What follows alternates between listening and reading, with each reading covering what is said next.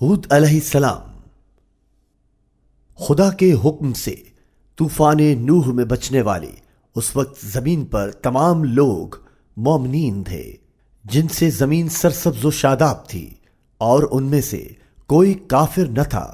وقت گزرتا گیا اور کئی برس بعد لوگ ایک بار پھر ایک خدا کی عبادت سے منکر ہوتے گئے اور نوح علیہ السلام کی تعلیمات کو بھلا دیا اور بتوں کی پرستش کی جانب لوٹ گئے۔ ان میں سے جو کہتے تھے ہم اپنے آباء و اجداد کو فراموش نہیں کرنا چاہتے کہ خدا نے انہیں سیلاب سے بچایا، سو ان کے مجسموں کو محفوظ شدہ بنا کر اپنی یاد میں رکھنا چاہتے ہیں۔ وہ یادداشت عبادات میں بدل گئی اور شیطان کی چال سے مجسمے ایک بار پھر خدا کی ذات سے بدلنے لگے اور زمین کو ایک بار پھر اندھیرے نے ڈھانپ لیا۔ خدا نے ہود علیہ السلام کو قبیلہ عاد کے پاس بھیجا۔ اس قبیلے کے لوگ جسمانی طور طاقتور اور قداور تھے۔ وہ بڑے بڑے محلات اور اونچی عمارتیں بنانے کا فن رکھتے تھے اور اس پر فخر کرتے، مگر دراز قدامت کے باوجود ان کا ذہن تاریک تھا۔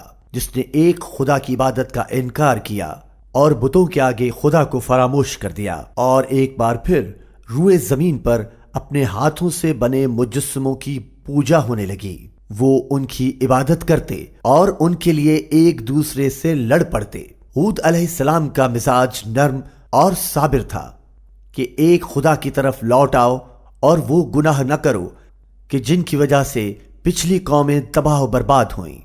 جب ہود علیہ السلام نے ان سے کہا کہ اے میری قوم، خدا کی عبادت کرو، اس کے سوا کوئی اور دوسرا خدا نہیں، تو انہوں نے ان کا مذاق اڑایا، پاگل پن کا الزام دھرا اور کہا کہ ہم اپنے معبودوں کو نہیں چھوڑیں گے اور آپ کی دعوت کو نہیں مانتے۔ لیکن ہود علیہ السلام اپنے نرم مزاج سے دعوت جاری رکھتے رہے، انہیں نصیحت دیتے اور سمجھانے کی کوشش کرتے رہے۔ کچھ لوگوں نے دعوت قبول کی لیکن کئی ایسے تھے کہ جو کفر میں مبتلا رہے۔ اور پھر ہود علیہ السلام نے واضح پیغام دیا کہ ہم مومنین تم سے الگ ہیں کیونکہ تم اپنے بتوں کو خدا کے ساتھ شریک کرتے ہو اور میں خدا پر بھروسہ رکھتا ہوں جس نے مجھے پیدا کیا۔ ہود علیہ السلام جانتے تھے کہ عذاب ان لوگوں پر پڑے گا جو کافر ہیں۔ ہود علیہ السلام اور ان کی قوم نے خدا کے اس وعدے کا انتظار کیا کہ جو ہو کے رہنا ہے، اور پھر زمین سوکھنا شروع ہوئی، آسمان سے بارش نہ ہوئی، لوگ بھوک پیاس میں مبتلا ہونا شروع ہوئے،